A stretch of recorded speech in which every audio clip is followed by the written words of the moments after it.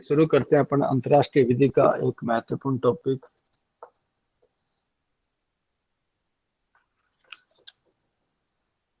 युद्ध।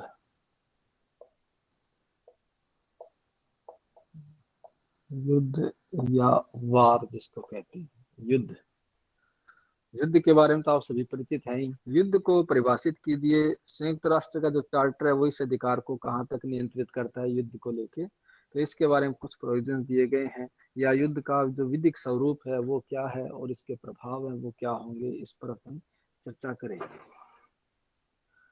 युद्ध का प्रचलन अतीत काल से रहा है। भाई युद्ध है वो कोई आज की चीज नहीं है, इसका प्रचलन हमेशा से रहा है। कि जब से मानव सभ्यता का विकास हुआ है तब से किसी न किसी रूप में युद्ध का प्रचलन रहा ही है। भाई युद्ध आदमी किस लिए करता है? संपत्ति को प्राप्त करने के लिए, अपनी सत्ता को जमाने के लिए क्या करेगा? युद्ध करेगा। तो इसका प्रचलन है वो आदिकाल से चला आ रहा है। धर्मशास्त्र है उनमें भी युद्ध के बारे में वर्णन मिलता है। जैसे हम रामायण पढ़ते हैं, महाभारत पढ़ते हैं, तो वहां भी हम युद्ध देखते हैं कि कैसे राम और रावण के बीच में युद्ध होता है, कैसे महाभारत में युद्ध होता है।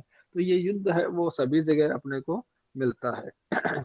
एक पक्ष, एक व्यक्ति या एक राज्य दूसरे पक्ष या दूसरे व्यक्ति या दूसरे राज्यों पर क्या करता है? अपनी इच्छा को थोपने के लिए युद्ध का सहारा लेता है। भाई एक व्यक्ति हो चाहे एक राज्य हो, वो क्या करेगा? अपनी इच्छा को थोपने के लिए दूसरे व्यक्ति पर, दूसरे व्यक्ति को अपने इच्छा के अधीन करने के लिए युद्ध का सहारा लेता है। वो युद्ध करके उस पर क्या करता है? अपनी इच्छा को थोपता है, चाहे वो व्यक्ति हो चाहे वो स्टेट हो। अंतर्राष्ट्रीय विधि में भी यही स्थिति है। अंतर्राष्ट्रीय विधि में भी यही स्थिति है। वहां भी एक राष्ट्र या एक राज्य दूसरे राज्य पर अपनी इच्छा को थोपने के लिए इस युद्ध का सहारा लेता है। युद्ध की परिभाषा की बात करें तो विभिन्न जो विधि शास्त्री हैं उन्होंने इसकी परिभाषा दी है युद्ध की। तो युद्ध की परिभाषा को लेकर अपन चर्चा करेंगे। सबसे पहले अपना एक जो खास विधि शास्त्री है ओपेनहाइम, जो सभी में आएगा आपके। ओपेनहाइम ये युद्ध की परिभाषा देते हुए ये कहता है, युद्ध की परिभाषा देते हुए ओपेनहाइम क्या कहता है कि युद्ध दो या अधिक राज्यों के बीच, दो या अधिक राज्यों के बीच, आवाज प्रॉपर आ रही है ना? दो या अधिक राज्यों के बीच युद्ध एक अकेला व्यक्ति तो कर ही नहीं सकता। एक अकेला व्यक्ति तो अपने साथ थोड़ी युद्ध करेगा। वो क्या करेगा? वो किसी न किसी दूसरे राज्य के साथ करेगा। तो या तो कम से कम दो राज्य होने चाहिए। जैसे ए और बी है, जैसे ए और बी ये दो स्टेट हैं, तो या तो दो राज्यों के बीच होगा या दो से अधिक। एक तरफ ए और बी हो सकता है, दूसरी तरफ सी हो सकता है। तो ये से कई राज्य मिलकर के किसी एक राज्य पर या कई राज्य मिलकर किसी कई राज्यों पर भी क्या कर सकते हैं? युद्ध कर सकते हैं। दो या अधिक राज्य के बीच कोई सशस्त्र बलों द्वारा संघर्ष है। किसके द्वारा? सशस्त्र बलों द्वारा संघर्ष है। ये दो या दो से अधिक राज्यों के बीच में कैसा संघर्ष? सशस्त्र बलों के द्वारा संघर्ष है। भाई हथियारों के साथ जंग लड़ी जा रही है, सशस्त्र बलों का इस्तेमाल किया जा रहा है। उनके बीच में जो संघर्ष है, जो टकराट है, वो किसके माध्यम से हो रहा है? सशस्त्र बलों के माध्यम से हो रहा है। तो सशस्त्र बलों के द्वारा क्या है? संघर्ष है। जिसका उद्देश्य क्या होगा? ये जो संघर्ष किया जा रहा है इसका उद्देश्य क्या है? किस लिए वो लड़ाई लड़ी जा रही है? किस लिए वो जंग छिड़ी है? तो इसका उद्देश्य क्या है? इसका उद्देश्य है एक दूसरे को पराजित करना। क्या? एक दूसरे को पराजित करना। भाई हर व्यक्ति ये राज्य चाहता है कि मैं सी को पराजित कर दूं, सी चाहता है कि मैं ए और बी को पराजित कर दूं। तो एक दूसरे को पराजित करना, हराना ही इसका क्या होता है? उद्देश्य होता है। एक दूसरे को पराजित करना और शांति के लिए ऐसी शर्तें अधिरोपित करना जिनको विजयी राज्य इच्छा करे। एक दूसरे को पराजित करना इसका उद्देश्य है, और शांति के लिए ऐसी शर्तें अधिरोपित करे जो विजयी राज्य चाहता है। भाई जो विजयी होगा वो राज्य जैसी इच्छा चाहता है वैसा उस पर अधिरोपित करना इसका उद्देश्य होता है। भाई हम यही तो चाहेंगे ना। युद्ध जो करेगा व्यक्ति वो क्या करेगा? वो ये चाहेगा कि भाई मैं दूसरे व्यक्ति को तो हरा दूं और हरा के अपनी जो इच्छा है, जो मैं चाहता हूं वो उस पर अधिरोपित कर दूं, यानी मैं चाहूं वैसे वो करे। ऐसा करने के लिए क्या करते हैं? युद्ध करते हैं।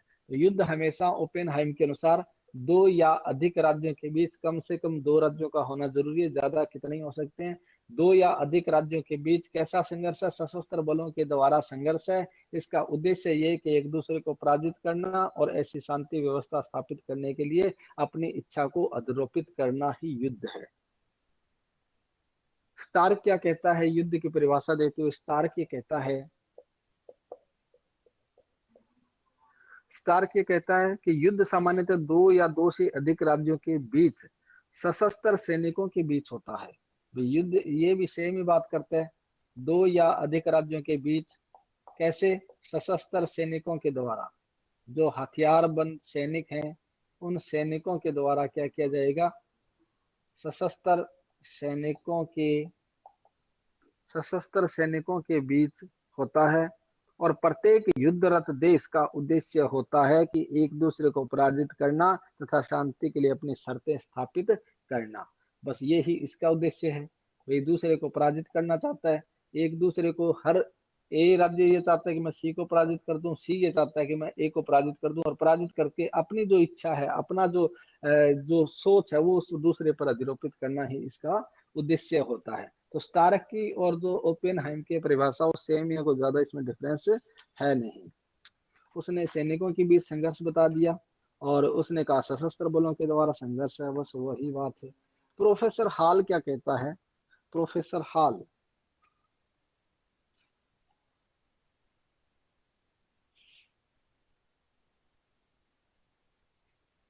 प्रोफेसर हॉल के अनुसार युद्ध क्या है? प्रोफेसर हॉल भी इसको डिफाइन करता है।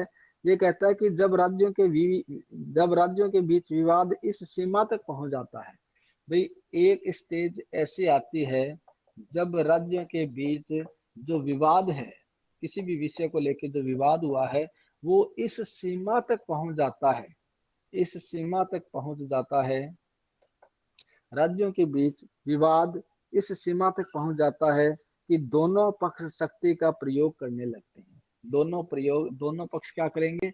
दोनों पक्ष शक्ति का प्रयोग करने लगेंगे। कि पहले तो बातचीत चल रही थी। युद्ध में शुरू में क्या होता है, घर में आप आसपास में अगर कोई युद्ध होता है, जैसे लड़ाई झगड़ा होता है, तो सबसे पहले तो वो बातें करते हैं ना आपस में। पहले तो वो बोलेंगे, बोल बोल के फिर वो धीरे धीरे अपनी आवाज को तेज करेंगे, फिर वो क्या करेंगे, एक दूसरे को गालियां निकालने लग जाएंगे, फिर दूर से आवेश में आएंगे और फिर क्या करेंगे, फिर वो कोई हथियार लेके या कोई लाठी लेके क्या करेगा, आपस में लड़ने लग जाएगा। ऐसे ही राज्य भी क्या करेंगे, राज्यों का विवाद, पहले जो विवाद होता है वो धीरे धीरे बढ़ते बढ़ते इस सीमा तक पहुंच जाता है, दोनों पक्ष क्या करने लग जाते हैं, फिर शक्ति का प्रयोग करने लग जाते हैं, फिर वो पावर यूज करने लग जाते हैं अपनी। तो दोनों पक्ष शक्ति का प्रयोग करने लगते हैं, या उनमें से एक हिंसा का प्रयोग करता है, या उनमें से या उनमें से एक एक पक्ष क्या करेगा, हिंसा का प्रयोग करेगा, हिंसा करने लग जाएगा, हिंसा का प्रयोग करेगा, जिसको दूसरा पक्ष शांति का उल्लंघन मानता है, जिसको दूसरा पक्ष क्या मानता है, शांति का उल्लंघन मानता है। ये जो दूसरा पक्ष है वो कहता है कि आपने शांति का उल्लंघन कर दिया है, जिसको दूसरा पक्ष क्या मानता है, शांति का उल्लंघन मानता है,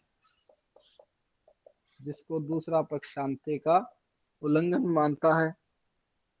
युद्ध का संबंध स्थापित हो जाता है। जब ऐसी परिस्थितियां बनती है तो वो क्या हो जाता है, युद्ध हो जाता है। जब ऐसी परिस्थितियां बनेगी कि दो राज्यों के बीच जो विवाद था वो इस सीमा तक पहुंच गया कि दोनों पक्ष क्या करने लगे, शक्ति का प्रयोग करने लगे।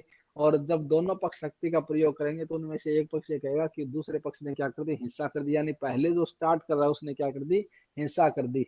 और वो क्या मानेगा, वो कहता है कि भाई शांति व्यवस्था रखनी चाहिए थी, आपने इसका उल्लंघन कर दिया, अब क्या करेंगे, बराबर मैं भी शक्ति का प्रयोग करूंगा। तो दोनों पक्ष फिर वो क्या करने लग जाते हैं, युद्ध करने लग जाते हैं। फिर ये स्थिति बनती है, ये युद्ध की हो जाती है। इसमें युद्धरत देश के सैनिक एक दूसरे के विरुद्ध तब तक हिंसा का प्रयोग करते हैं जब तक कि दोनों में से कोई एक पक्ष दूसरे पक्ष को वांछित शर्तों को नहीं मान लेता। भाई ये कब तक करेंगे इस हिंसा का प्रयोग, ये जब तक करेंगे जब तक दूसरे को हरा नहीं देते, जब तक दूसरे को पराजित नहीं कर देते। और पराजित करने के बाद तब तक लगे रहेंगे जब तक वो अपनी शर्तें उस दूसरे पराजित राज्य पर थोप नहीं देते। तो ये क्या करेंगे, ये अपनी शर्तों को तब तक पूरा नहीं कर देते, तब तक ये संघर्ष चलता रहता है। विटन क्या कहता है, विटन भी इसकी परिभाषा देते हुए कहता है, इसकी परिभाषा में भी कोई वो है नहीं। जब राज्यों के बीच में विवाद इस सीमा तक पहुंच जाता है कि दोनों पक्ष शक्ति का प्रयोग करने लगते हैं, अंततः क्या करने लगते हैं, पावर का। कई अब जैसे यूक्रेन का और उसका युद्ध हुआ था, उसमें क्या किया, पहले तो बातें चली, बाद में उन्होंने हमला कर दिया, सैनिक वहां चले गए, वहां जाके वो गोलियां चलाने लगे, बम डालने लगे। तो वो क्या करने लगे, एक पक्ष उसमें शक्ति का प्रयोग करेगा, दोनों करने, फिर वो यूक्रेन भी सामने आ गया कि आप करें तो हम भी करेंगे, आपने शांति का उल्लंघन कर दिया। वो तब तक करेंगे जब तक उसने रूस की बातें नहीं मान ले या अपनी इच्छा को वहां अधिरोपित नहीं कर दे, तब तक ये युद्ध चलता रहता है। विटन क्या कहते हैं, विटन के कहते हैं कि युद्ध बल के प्रयोग के साथ दो राज्यों के बीच संघर्ष है। युद्ध, विटन ये कहता है कि युद्ध क्या है, युद्ध बल के प्रयोग, बल का ही तो प्रयोग किया जा रहा है, बल के प्रयोग, युद्ध बल के प्रयोग के साथ दो राज्यों के बीच संघर्ष है। बल के प्रयोग के साथ दो राज्यों के बीच संघर्ष है। इसने बड़ी सिंपल सी परिभाषा और छोटी सी परिभाषा और सारपूर्ण परिभाषा दी है। दो राज्यों के बीच संघर्ष है। युद्ध है क्या, युद्ध इसने कह दिया कि बल का प्रयोग करते हुए, बल के प्रयोग के साथ दो राज्यों के बीच क्या है, संघर्ष है। दो राज्यों के बीच संघर्ष है। ये जो तमाम अपने परिभाषा देखिए ओपेनहाइम की और इसकी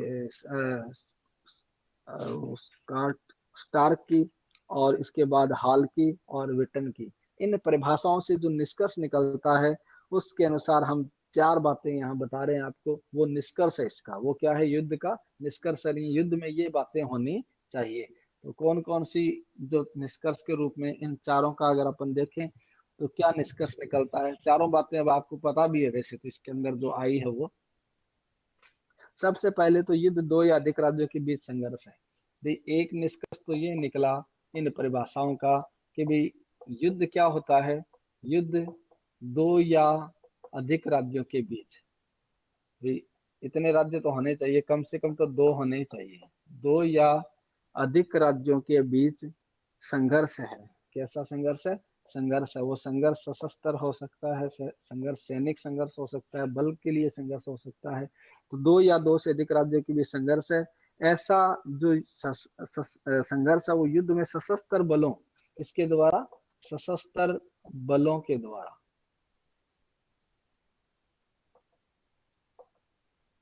सशस्त्र बलों, ऐसा संघर्ष सशस्त्र बलों एवं कभी कभी हिंसा का प्रयोग किया जाता है। ये या तो सशस्त्र बलों का प्रयोग करेंगे या हिंसा का प्रयोग करेंगे। कौन, ऐसे राज्य। ये जो राज्यों के बीच में संघर्ष है वो कैसा होगा, सशस्त्र बलों के द्वारा या हिंसा का प्रयोग करते हुए होगा। ऐसे में युद्ध का उद्देश्य क्या होगा, ऐसा जो संघर्ष होगा आखिर इसके पीछे उद्देश्य क्या है, तो उद्देश्य ये बताया गया है कि एक दूसरे को क्या करना, अपनी इच्छा, एक दूसरे पर अपनी इच्छा को थोपना या शर्तों को मनवाना होता है। इसका उद्देश्य क्या होता है, भी एक दूसरा ये चाहता है कि वो मेरी बात को माने, मैं तो चाहता हूँ वो करे। तो एक दूसरे पर अपनी शर्तों को थोपना या अपनी बात को मनवाना, या अपनी बात को मनवाना, तो यही तो है ना। भी वो या तो चाहता है कि मैं जो चाहता हूँ वो उस पर थोप दूं, या मेरी बात को वो मान ले। ऐसा करने के लिए क्या किया जाता है, इसलिए युद्ध किया जाता है। युद्ध तब तक जारी रहता है जब तक कि वह एक पक्ष दूसरे पक्ष की इच्छा को मान नहीं लेता, और ये खत्म नहीं होगा, जब तक खत्म नहीं होगा जब तक दूसरा उस बात को स्वीकार नहीं कर ले, दूसरा पक्ष ऐसी शर्तों को स्वीकार नहीं कर लेता है, तब तक ये जारी रहता है। ठीक है, ये निष्कर्ष आ गया इन इन इन परिभाषाओं का कि दो या अधिक राज्यों के बीच में संघर्ष है। ऐसा संघर्ष सशस्त्र बलों के द्वारा या हिंसा का प्रयोग के साथ किया जाता है। इसका उद्देश्य ये होता है कि एक दूसरे पर अपनी शर्तों को थोपना या अपनी बात को मनवाना, और ये तब तक जारी रहेगा जब तक दूसरा पक्ष ऐसी शर्तों को मान नहीं लेता, तब तक ये युद्ध जारी रहता है। युद्ध का जो विधिक स्वरूप है और इसका जो नियंत्रण है वो क्या है, युद्ध का विधिक स्वरूप एवं नियंत्रण, यहाँ तक कोई दिक्कत नहीं, यहाँ तक तो ठीक चल रहा है ना, समझ में आ रही है ना बात। युद्ध तो जी किया ही सर। है ना किसी न किसी रूप में। जी सर। Yes sir. युद्ध का विधिक स्वरूप एवं नियंत्रण,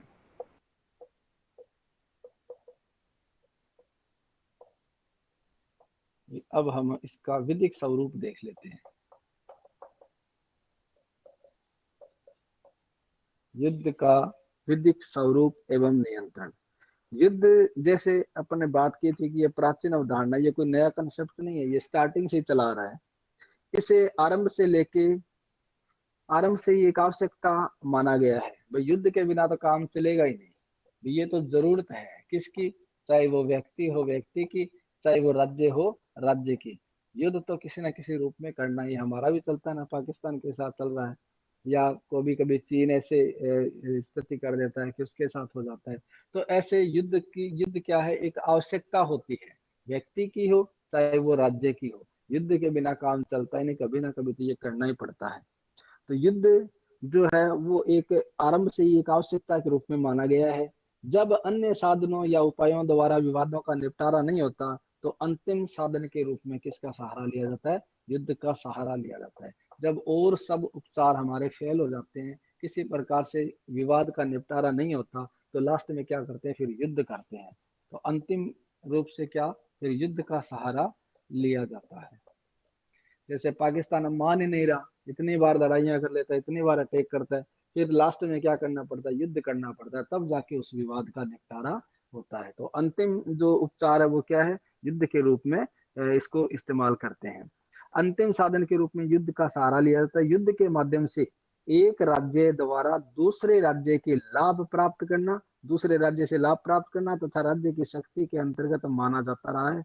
अंतरराष्ट्रीय विधि की भी यही मान्यता रही है। युद्ध करेंगे तो फिर क्या करेंगे, दूसरे राज्य, एक राज्य के द्वारा दूसरे राज्य से क्या करना है, लाभ प्राप्त करना है। एक राज्य द्वारा दूसरे राज्य से लाभ प्राप्त करना है। तो वो क्या करेगा, युद्ध करके जो उसकी प्रॉपर्टी है या उसकी जो चीजें हैं उन पर अपना अधिकार जमा लेगा।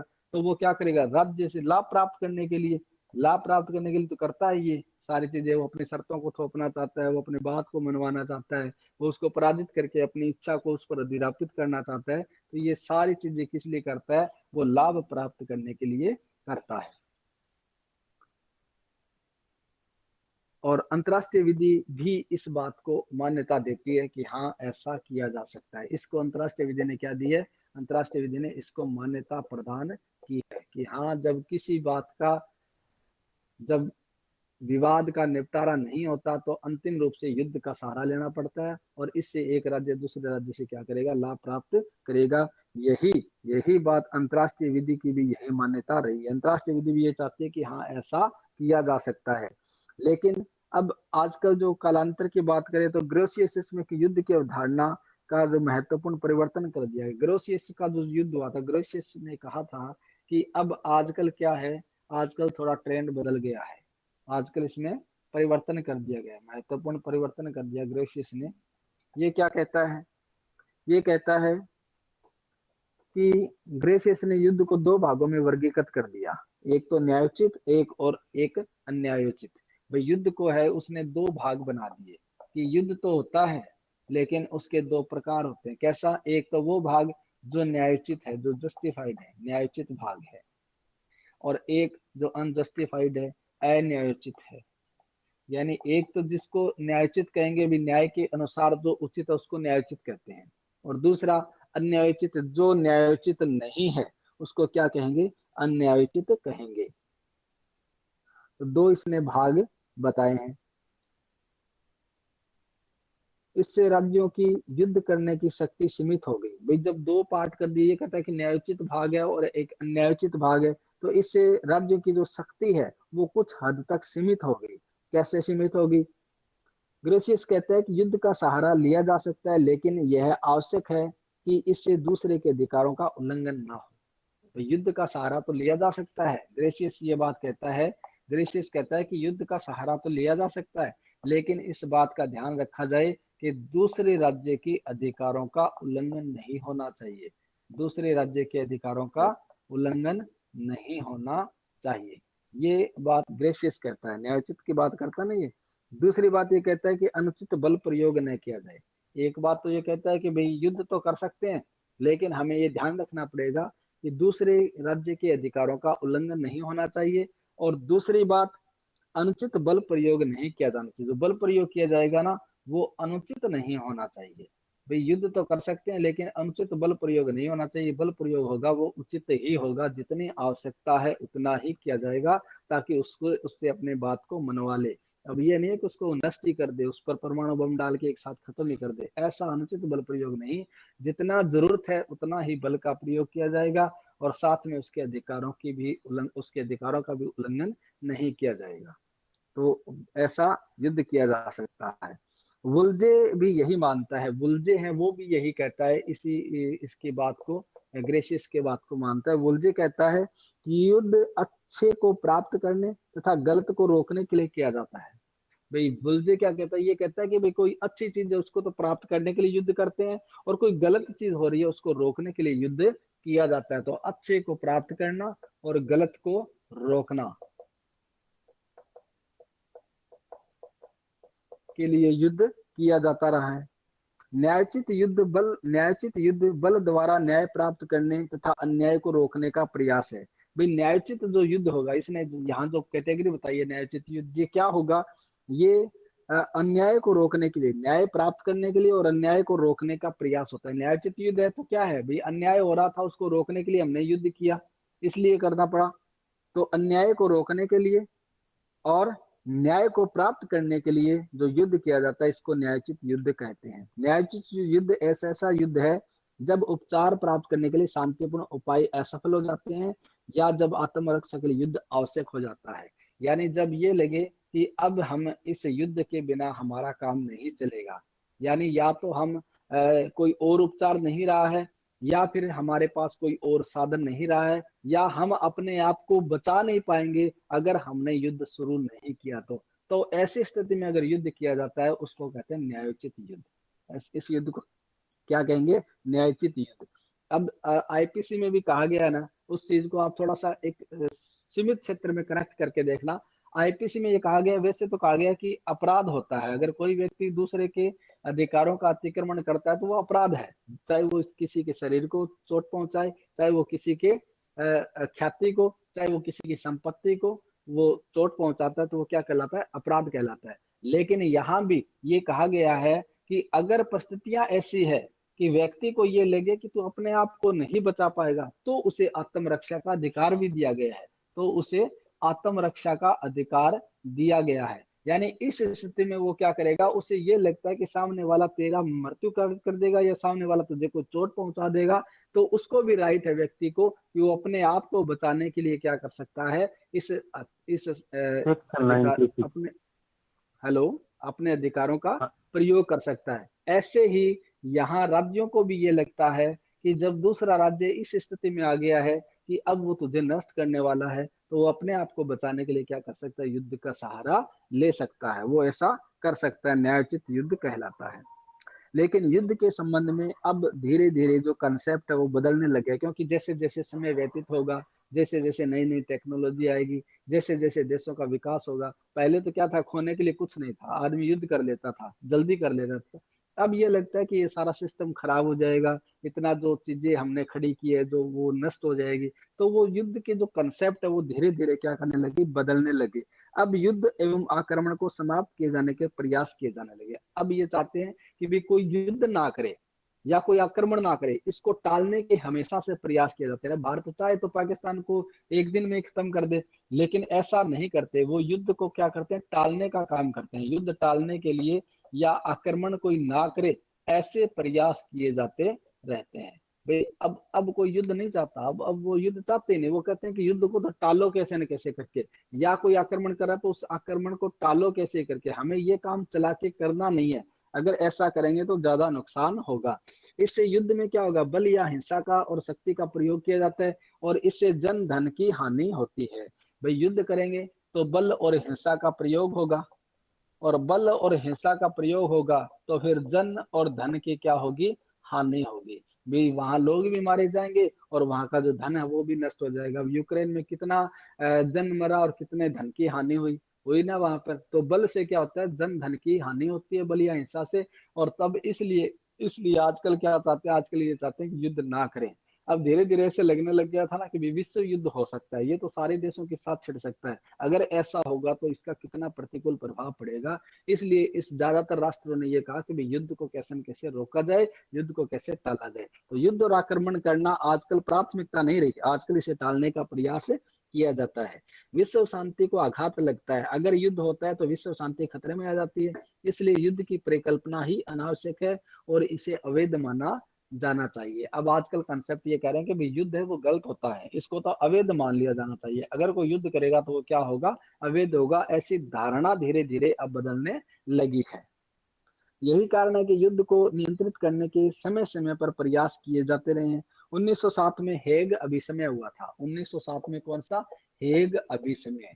जो हेग में कन्वेंशन हुआ था, अभिसमय हुआ था, उसमें भी युद्ध को नियंत्रित करने के लिए उपाय प्रदान किए गए, युद्ध को नियंत्रित करने के प्रावधान किए गए। इसमें कहा गया कि युद्ध प्रारंभ करने से पूर्व युद्ध की घोषणा और अंतिम चेतावनी दिया जाना आवश्यक है। भाई हैग अभिसमय हुआ था, इसमें कुछ रूल्स बताए गए थे कि ये कहा गया कि अगर युद्ध करना ही पड़े तो पहले क्या की जानी चाहिए, युद्ध की घोषणा की जानी चाहिए। सबसे पहले घोषणा की जाए और अंतिम चेतावनी दे कि अगर आपने ऐसा नहीं किया तो फिर क्या कर देंगे, हम युद्ध शुरू कर देंगे। तो ऐसी युद्ध की घोषणा, पहले युद्ध की घोषणा करे, ऐसे नहीं है कि चुपके से जाके उस पर वार कर दे, ऐसा नहीं। पहले युद्ध की घोषणा, अगले को ये कह दे कि देख अगर तूने ऐसा नहीं किया तो हम फला तारीख से युद्ध शुरू कर देंगे। तो ऐसी घोषणा होनी चाहिए ताकि अगला व्यक्ति भी क्या हो जाए, प्रिपेयर हो जाए, अगला राज्य भी क्या हो जाए, तैयार हो जाए। और फिर अंतिम चेतावनी दे दे कि अगर तूने ऐसा नहीं किया तो फिर हम क्या है, हमारी अंतिम चेतावनी समझ लेना, हम युद्ध कर देंगे। ऐसी घोषणा या अंतिम चेतावनी दिया जाना जरूरी है। पारस्परिक सहायता संधि 1923 में आक्रामक युद्ध को अंतर्राष्ट्रीय अपराध घोषित किया। जो पारस्परिक सहायता संधि हुई 1923 में, उसमें यह कहा गया कि आक्रामक युद्ध है वो अंतर्राष्ट्रीय अपराध होगा।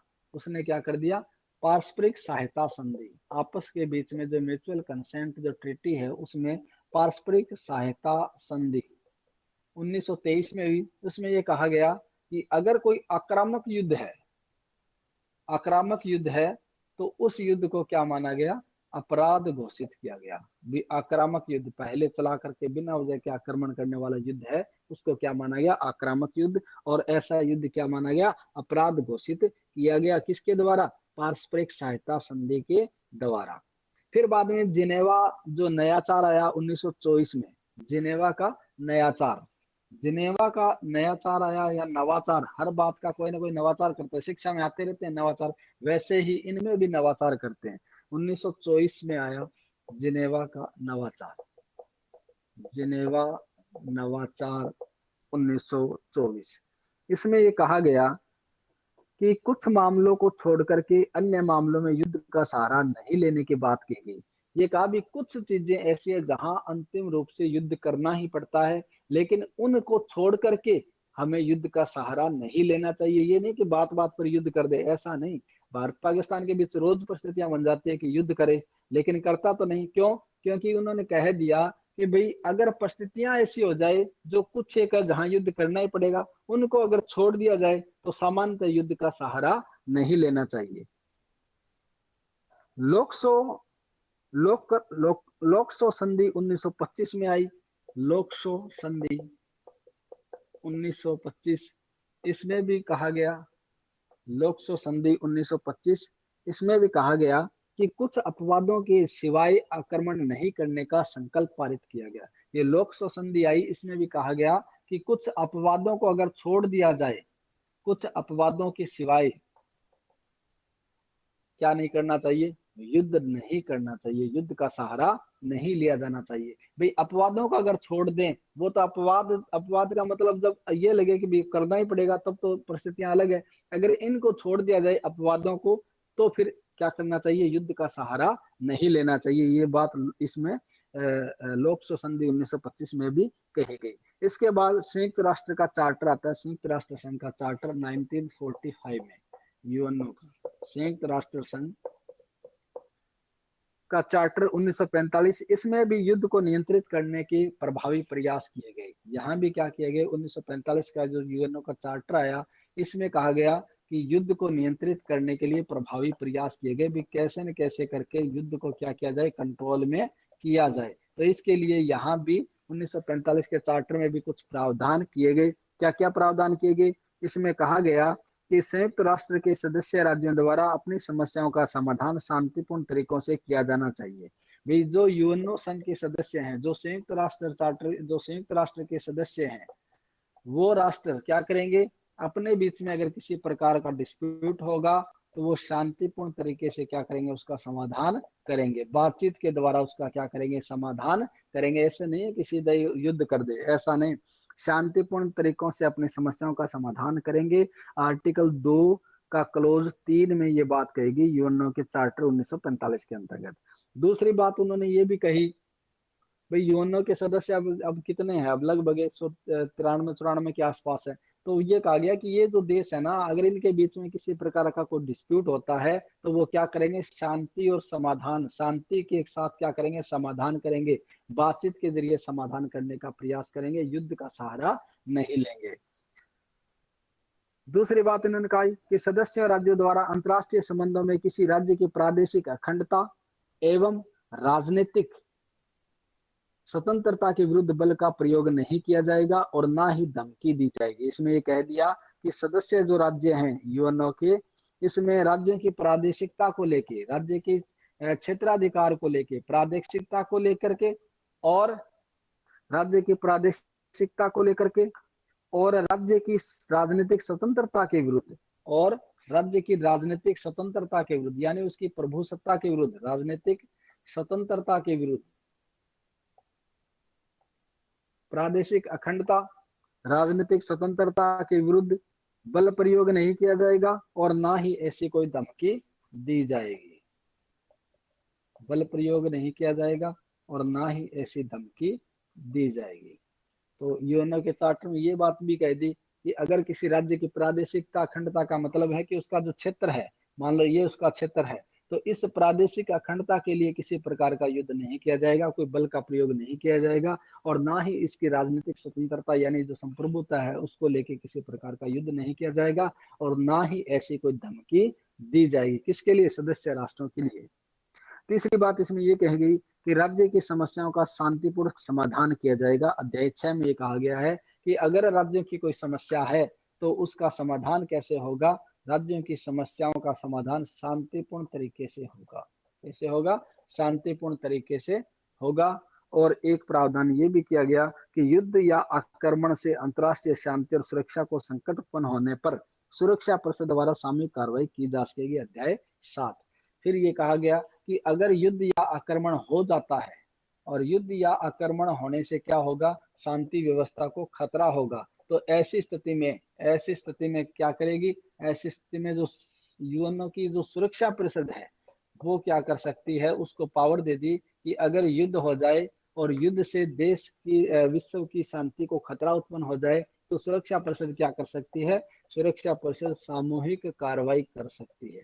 सुरक्षा परिषद क्या कर सकती है, सामूहिक कार्रवाई करने की इसे शक्ति होगी, वो ऐसा कर सकती है, वो ऐसे युद्ध को रोकने के लिए ऐसा कदम उठा सकती है। जब उसे ये लगे कि अब विश्व शांति को खतरा उत्पन्न हो गया है, तब सुरक्षा परिषद आगे आएगी और वो इसको रोकने के प्रयास करेगी।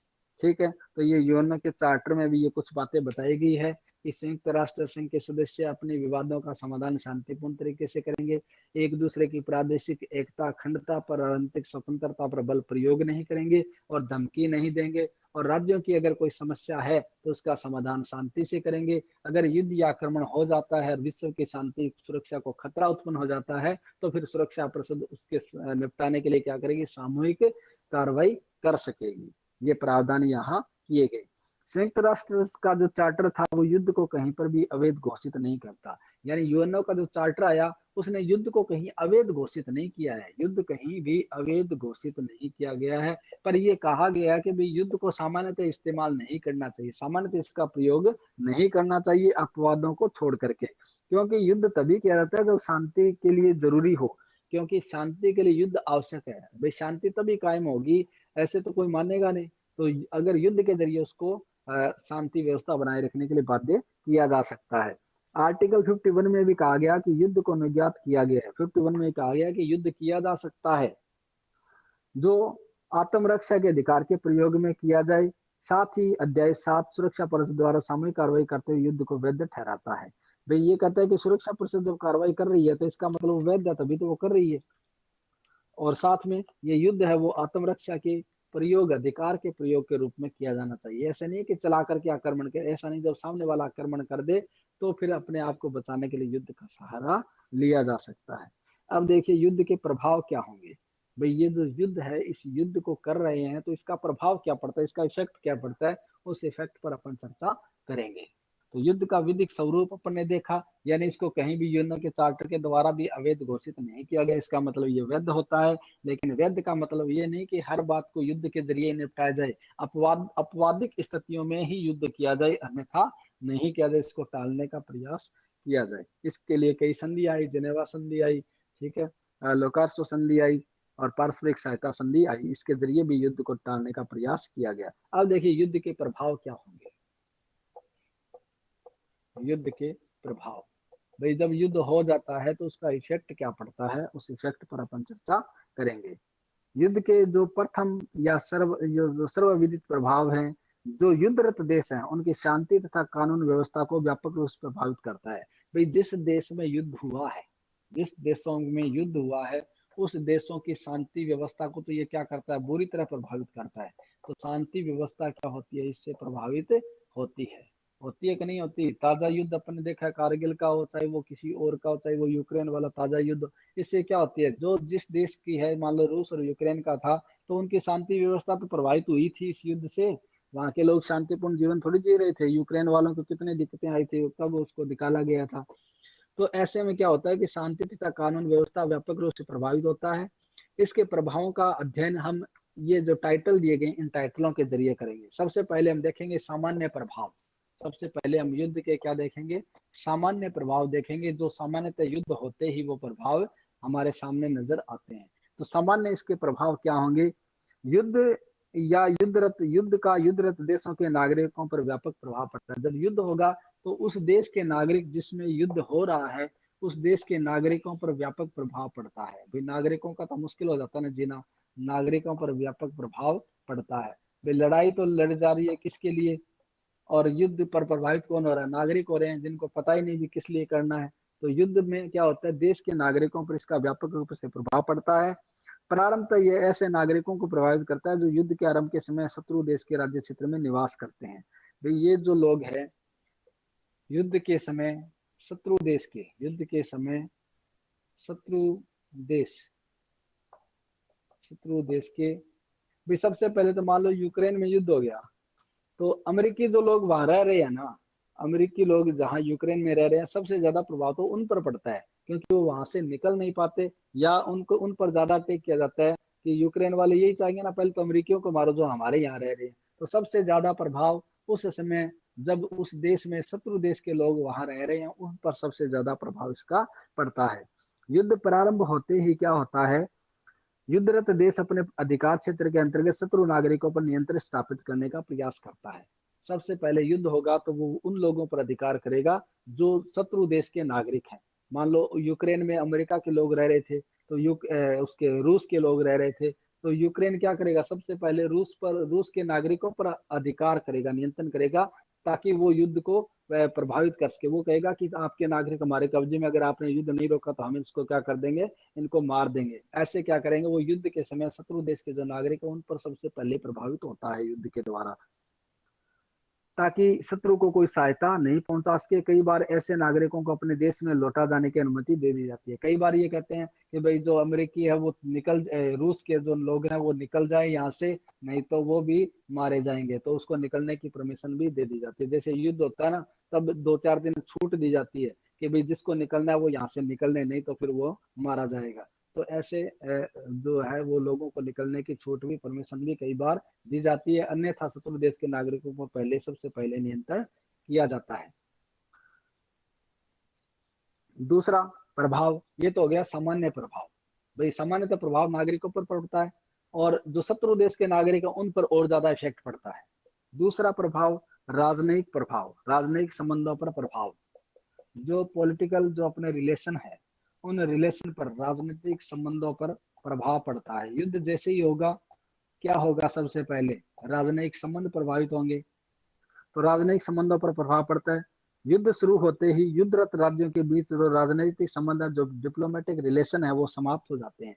जैसे ही मान लो रूस और यूक्रेन के बीच में युद्ध हुआ, तो रूस और यूक्रेन के बीच में जो पॉलिटिकल, जो डिप्लोमेटिक जो सिस्टम था, वो सबसे पहले प्रभावित होता है। यानी जो राजनयिक संबंध है वो समाप्त हो जाते हैं। वो फिर आपस के जो रिलेशन है वो खत्म कर देते हैं कि अब हमारा युद्ध हो गया, हमारा आपस में कोई लेना देना नहीं है। तो राजनयिक संबंधों पर सबसे पहले प्रभाव पड़ता है। युद्धरत देश के द्वारा अपने अभिकर्ताओं को अपने देश में वापस बुला लिया जाता है। जैसे युद्ध होगा तब अपने अपने देश के जो राजनयिक या राजदूत जो हैं उनको क्या करेंगे? वापस बुला लेंगे कि आ जाओ अपने देश वापस आ जाओ, अब युद्ध हो गया। इसलिए वो सबसे पहले अपने राजनयिकों को क्या करेंगे? अपने देश वापस बुला लेंगे। वियना अभिषे में 1961 वियना का एक कन्वेंशन हुआ था 1961 में। वियना अभिसमय 1961, इसमें क्या कहा गया? वीना अभिसमय 1961 के अंतर्गत ये कहा गया कि राजनयिकों की वापसी पर उसकी सुरक्षा और उन्नतियों का पूरा ध्यान रखा जाता है। ठीक स्थिति काउंसिलीय संबंधों का है। भाई जब वियना अभिसमय हुआ था ना, इसमें यह कहा गया कि जब युद्ध होगा तो राजनयिक संबंध प्रभावित होंगे। तो इनके लिए कहा गया कि जब युद्ध शुरू होगा तो उन राजनयिकों को वापस अपने देश जाने के लिए सुरक्षा और उनको क्या दी जाए? सहायता दी जानी चाहिए, ताकि वो अपने देश वापस निकल ले। सबसे पहले राजनयिकों को कहेंगे कि आप निकल जाए, आपकी सुरक्षा है और आपकी उन्मुक्तियां, जो आपको छूट वो है, वो उनका ध्यान रखा जाएगा। यानी आपको नुकसान नहीं पहुंचाया जाएगा। तो इनकी छूट, इनकी उन्मुक्तियां, इनकी सुरक्षा क्या होगी? इनका संरक्षण किया जाएगा। संधियों पर प्रभाव, तीसरा प्रभाव क्या पड़ेगा? पहला तो सामान्य प्रभाव अपने देखा, दूसरा राजनयिक संबंधों पर प्रभाव पड़ता है। तीसरा प्रभाव क्या पड़ेगा? तीसरा प्रभाव पड़ेगा इसका संधियों पर प्रभाव। जो उस देश के साथ, मान लो दो देशों के बीच में युद्ध हुआ है, तो और उन दो देशों के बीच में अगर कोई संधि की गई है, कोई व्यापार वाणिज्य की या कोई और प्रकार की संधि की गई है, तो वो संधि क्या हो जाएगी? खतरे में आ जाएगी। जैसे ही युद्ध होगा तो फिर रिलेशन खत्म होता है ना। अब पड़ोसी पड़ोसी है, पड़ोसी पड़ोसी दिन रात एक दूसरे के काम आते हैं, दुख सुख में सब जगह वो काम आते हैं। लेकिन जब उनके बीच में झगड़ा होता है तब कोई एक दूसरे के प्रति झांक के देखता है क्या? तो आज उसके घर में रोटी बनी कि नहीं बनी, चलो आज मैं उसको रोटी दे आता हूँ, आज मैं उसकी ये हेल्प कर देता हूँ, आज उसको यहाँ बीमार है मैं चला जाता हूँ। तो सबसे पहले तो जो संधि उनके बीच में होती है, वो संधि पर क्या पड़ता है? सबसे पहले प्रभाव पड़ता है। ऐसे ही राज्यों के बीच में भी संधि होती है। राज्य भी ये कहता है कि भाई हमारे आपस में व्यापार चल जाए। मान लो आज चाइना के साथ अपना युद्ध हो जाए, तो सबसे पहले जो चाइनीज जो सामान आ रहा है, प्रोडक्ट आ रहा है, वो आना बंद हो जाएगा। तो सबसे पहले जो भी संधि हुई है उन संधियों पर क्या पड़ेगा? युद्ध होते ही प्रभाव पड़ेगा और संधियां क्या हो जाएगी? टूट जाएगी। युद्धरत देशों की समान संधियां सभी संधियां क्या हो जाएगी? समाप्त हो जाएगी। लेकिन अब इस धारणा में काफी बदलाव आ गया है। अब ये माना जाने लगा है कि युद्ध के समय सारी संधियां समाप्त नहीं होगी, अपितु कुछ समाप्त हो जाती है, कुछ यथावत बनी रहती है और कुछ निलंबित हो जाती है। अब पहले तो ये था कि जैसे ही संबंध लड़ाई झगड़ा हुआ, पड़ोसी के साथ संबंध ही खत्म कर दो, दोबारा कभी बात ही नहीं करनी। अब थोड़ा थोड़ा कंसेप्ट बदल गया। अब राज्य कहता है कि भाई सारी संधियां समाप्त करने से काम नहीं चलता। तो कुछ संधियां तो क्या हो जाती है? समाप्त हो जाती है, और कुछ संधियां क्या हो जाती है? यथावत बनी रहती है। जैसी है वैसी चलती रहेगी, भले युद्ध हो जाए दो देशों के बीच में, संधियों पर कोई प्रभाव नहीं पड़ेगा। कुछ संधियां ऐसी होती है जो कुछ समय के लिए निलंबित हो जाती है, सस्पेंड हो जाती है। भाई मान लो तेल की संधि की हुई है कि आप हमारे को तेल दोगे, ये जो ऑयल है वो हमारे को दोगे। लेकिन युद्ध होता है तो वो कहता है कि हम आपको तेल नहीं देंगे, जब तक एक दो साल युद्ध चलेगा हम आपको सप्लाई नहीं करेंगे। तो ऐसी कुछ तो निलंबित हो जाएगी, कुछ यथावत बनी रहेगी और कुछ संधियां हमेशा हमेशा के लिए समाप्त हो जाएगी। स्टार्क ये कहता है कि युद्ध के संधियों पर प्रभाव के बारे में कुछ विचार इसने कहा है। ये कहता है कि स्टार्क युद्ध के आरंभ होते ही कुछ संधियां तो समाप्त हो जाती है, जैसे मित्रता की संधि। भी आपस में मित्र फ्रेंड होने की संधि उन्होंने कही थी कि हम मित्रवत व्यवहार करेंगे, तो युद्ध होते ही वो मित्रता की संधि समाप्त हो जाती है। अब वो कोई मित्रता वाली बात नहीं रहती। दूसरी कुछ संधियां यथावत बनी रहती है, जैसे सीमा निर्धारित करने वाली संधि। तो ऐसी संधि जो सीमा का निर्धारण करने वाली संधि है वो अब भी बनी रहेगी, यथावत बनी रहेगी। और तीसरी कुछ संधियां ऐसी है जो युद्ध को निलंबित करने वाली संधियां युद्ध के समय भी बराबर बनी रहती है, जैसे हेग अभिसमय 1907। स्वास्थ्य, उद्योग, औषधि, संपत्ति की सुरक्षा आदि से लेके या कानून निर्माण वाली जो संधियां है वो युद्ध के दौरान भी समाप्त नहीं होकर के क्या होगी? निलंबित होगी। या प्रत्यर्पण विषयक संधियां भी युद्ध के दौरान निलंबित रहती है और युद्ध समाप्त होते ही प्रभाव में आ जाती है। प्रत्यर्पण की जो संधि है वो समाप्त नहीं होती, वो निलंबित हो जाती है। जब तक युद्ध चलता है तब तक वो निलंबित रहती है। जैसे युद्ध समाप्त होगा वो पुनः क्या हो जाएगी, अस्तित्व में आ जाएगी, पुनः प्रभावी हो जाएगी। तो ये कुछ संधियां थी जो कुछ तो समाप्त हो जाती है, कुछ निलंबित हो जाती है और कुछ यथावत बनी रहती है। यानी जैसे युद्ध हुआ उस पर कोई प्रभाव नहीं पड़ता, वो कंटिन्यू अपना काम करती है। और क्या प्रभाव पड़ेगा, संधियों पर प्रभाव आ गया, सामान्य प्रभाव आ गया, राजनीतिक संबंधों पर प्रभाव आ गया, संधियों पर प्रभाव आ गया। और इसके बाद जो संविदा की गई है, उस राज्य के साथ अगर कोई संविदा की गई है तो उन संविदाओं पर क्या प्रभाव पड़ेगा, जो कॉन्ट्रैक्ट किया गया उन कॉन्ट्रैक्ट पर क्या प्रभाव पड़ेगा। तो युद्ध का जो चौथा प्रभाव है वो है संविदाओं का प्रभाव, संविदाओं पर प्रभाव, संविदाओं पर प्रभाव। यानी उस राज्य के साथ हमने क्या कॉन्ट्रैक्ट किया हुआ है, उस कॉन्ट्रैक्ट पर क्या इफेक्ट पड़ेगा। युद्धरत देशों के नागरिकों के बीच की गई संविदाओं पर युद्ध का प्रभाव अंतर्राष्ट्रीय विधि का विषय न होकर राज्य विधि का विषय है। अतः युद्धरत राज्य इस विषय में स्वतंत्र है कि वे ऐसी संधियों की प्रयोगिता पर समाप्ति के बारे में नियम निर्धारित करें। भाई मान लो अमेरिका के नागरिकों के द्वारा और भारत के नागरिकों के द्वारा कोई आपस में संधि की गई है, आप भी कर सकते हैं, आप भी किसी के साथ कॉन्ट्रैक्ट कर सकते हैं। आपने वहां से मान लो कोई प्रोडक्ट मंगवाना, आप कोई व्यापार कर रहे हैं तो वहां से आपने कॉन्ट्रैक्ट कर लिया ना, अमेरिका को थोड़ी पूछ के किया है, व्यक्तियों के साथ किया है, तो कर सकते हो आप ऐसा। लेकिन जब युद्ध होगा तब वो नियम तय करेगी कि भाई ये जो संविदा है वो यथावत रहेगी या इसको बंद करनी पड़ेगी या इसको रद्द करनी पड़ेगी। ये युद्ध के समय ही ऐसे नियम निर्धारित करेगा। यानी अमेरिका या भारत जैसा चाहे वो कहेगा कि भाई आप अपने जो संधियां वो संविदा है वो कंटिन्यू रख सकते हो या नहीं रख सकते, ये नियम युद्ध के समय ही निर्धारित किए जाएंगे।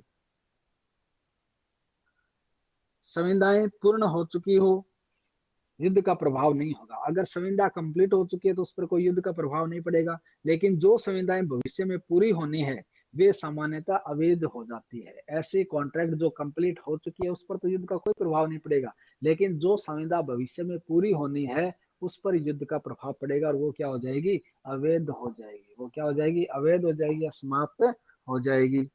इसके साथ साथ और कौन क्या प्रभाव पड़ेगा, संपत्ति पर प्रभाव पड़ेगा। क्या पड़ेगा, संपत्ति पर प्रभाव। पांचवा टॉपिक है संपत्ति पर प्रभाव।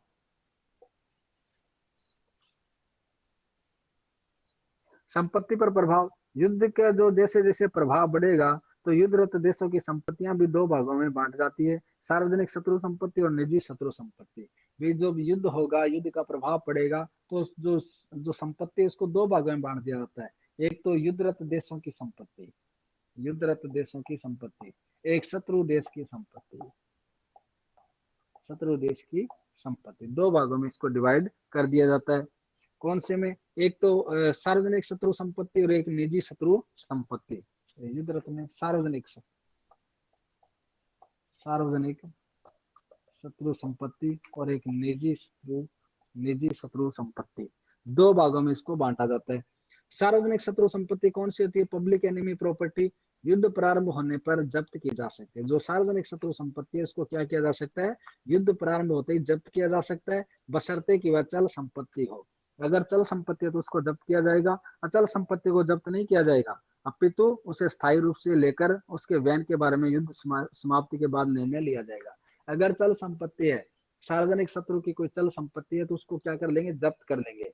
अगर अचल संपत्ति है तो उसके लिए ये कहेंगे कि युद्ध समाप्त हो जाएगा ना तब उसके डिस्पोजल के बारे में हम डिसीजन लेंगे, लेकिन चल संपत्ति को तुरंत जब्त कर लिया जाएगा। निजी शत्रु संपत्ति युद्ध प्रारंभ होने पर जब्त की जा सकती है बशर्ते कि वह चल संपत्ति हो। अगर निजी शत्रु संपत्ति है तो उसको भी जब्त किया जा सकता है, पर ध्यान ये रखना है कि वो चल संपत्ति होनी चाहिए। अचल संपत्ति को जब्त नहीं किया जाएगा बल्कि उसे स्थायी रूप से लेकर उसके वैन के बारे में युद्ध समाप्ति के बाद निर्णय किया जाएगा। वे युद्ध जो समाप्त हो जाएगा उसके बाद में इसको देखेंगे। जहां तक निजी शत्रु संपत्ति का प्रश्न है, यदि ऐसी संपत्ति पर कब्जा कर लिया जाता है तो अति आवश्यक सैनिक कार्यों के लिए उसका उपयोग किया जा सकता है, लेकिन उसे लूटा नहीं जा सकता। ऐसी संपत्ति को लूटना या ले लेना अंतरराष्ट्रीय विधि के विरुद्ध है। शत्रु की संपत्ति है, शत्रु का ऑफिस है, शत्रु के कोई कार्यालय वहां पर है तो उसको सैनिक शक्ति के लिए लूटा जा सकता है, सैनिक शक्ति उस पर यूज की जा सकती है लेकिन उसको लूटा नहीं जाएगा। लूटना अंतर्राष्ट्रीय विधि के विरुद्ध माना गया है। तो शत्रु देश की संपत्ति उसको लूटेंगे नहीं, उस पर अधिकार कर लेंगे, वहां सैनिक शक्तियों का इस्तेमाल कर लेंगे, लेकिन लूटना अंतर्राष्ट्रीय विधि के अंतर्गत अपराध माना गया है। और क्या प्रभाव पड़ेगा इसका? और लड़ाकुओं पर प्रभाव पड़ेगा। क्या पड़ेगा? लड़ाकुओं पर प्रभाव।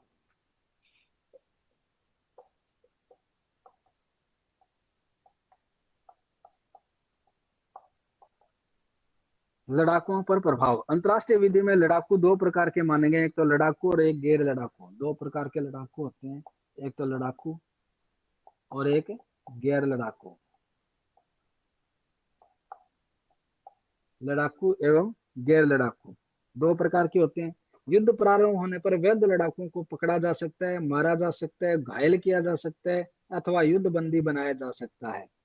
जो वैध लड़ाकू हैं उनको तो क्या किया जा सकता है? उनको तो पकड़ा जा सकता है, उनको मारा जा सकता है, उनको घायल किया जा सकता है। लड़ाकुओं को पकड़, जो लड़ने वाले आते हैं ना, उनको पकड़ लिया जाएगा, उनको मार दिया जाएगा, या उनको घायल कर दिया जाएगा, या उनको बंदी बना लिया जाएगा, क्योंकि ये युद्धरत राज्य की सेना के नियमित सदस्य होते हैं। ये क्या होंगे? युद्धरत राज्य की सेना के नियमित सदस्य होंगे। सेना जाएगी तो सेना को या तो पकड़ लेगी दूसरे राज्य की सेना, या उनको बंदी बना लेगी, या उनको मार देगी, या उनको घायल कर देगी। तो ऐसी सेना के नियमित सदस्य इनको उनको ऐसा किया जा सकता है और उन पर मुकदमा चलाया जा सकता है। उन्हें ना तो यातना, ना तो घायल किया जा सकता और ना ही मारा जा सकता, ना कुछ मुक्तियां प्रदान की जाती। स्टार्क भी यही कहता है कि इनको, इनके साथ ऐसा किया जा सकता है। ठीक है, तो ये जो टॉपिक था अपना युद्ध का, वो कंप्लीट होता है युद्ध का। अब युद्ध भी अपने आप में इम्पोर्टेंट है। युद्ध भी क्या अपने आप में इम्पोर्टेंट है। ताजा ताजा युद्ध हुआ है ना, तो ताजा ताजा घटनाक्रम को लेके एग्जामिनर ऐसे क्वेश्चन पुटअप कर सकता है एग्जाम में। तो ज्यादा इसमें कोई वो है नहीं, बस कुछ अपने को ध्यान रखना, उसकी परिभाषा क्या है, युद्ध का जो विधिक स्वरूप है वो क्या है, फिर युद्ध के प्रभाव क्या है, वो सारी चीजें अपने को देखनी है। अगर इतना अपन कर लेते हैं तो अपना युद्ध वाला क्वेश्चन कंप्लीट हो जाता है। इसमें कोई डाउट, कोई दिक्कत है तो पूछ सकते हो। Thank you sir.